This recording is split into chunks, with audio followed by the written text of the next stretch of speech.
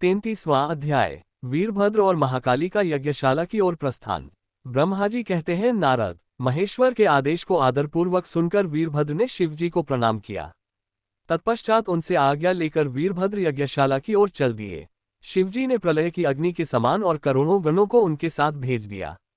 वे अत्यंत तेजस्वी थे। वे सभी वीरगण कौतूहल से वीरभद्र के साथ साथ चल दिए।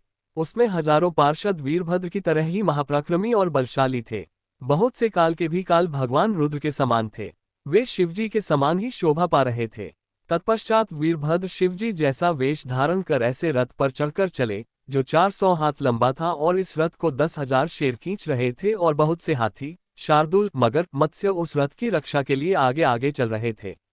काली, कात्यायनी, ईशानी, चामुंडा, मुंडमर्दिनी, भद्रकाली, भद्रा, त्वरिता और वैष्णवी नामक नव दुर्गाओं ने भी भूतों पिशाचों के साथ दक्ष के यज्ञ का विनाश करने के लिए उस ओर प्रस्थान किया। डाकिनी, शाकिनी, भूत पिशाच, प्रमथ, गुह्यक, कुष्मांड, परपट, चटक, ब्रह्मराक्षस, भैरव तथा क्षेत्रपाल आदि सभी वीरगण भगवान शिव की आज्ञा पाकर दक्ष के यज्ञ का विनाश करने के लिए यज्ञशाला की ओर चल दिए। वे भगवान शंकर के 64,000 करोड़ गणों की सेना लेकर चल दिए। उस समय भेरियों की गंभीर ध्वनि होने लगी। अनेकों प्रकार के शंख चारों दिशाओं में बजने लगे। उस समय जटाहर, मुखों तथा श्रृंगों के अनेक प्रकार के शब्द हुए। भिन्न भिन्न प्रकार की सींगें बजने लगीं। महामुनि नारद, उस समय वीरभद्र की उस यात्रा में करोड़ों सैनिक, शिवगण एवं भूत पिशाच शामिल थे। इसी प्रकार महाकाली की सेना भी शोभा पा रही थी।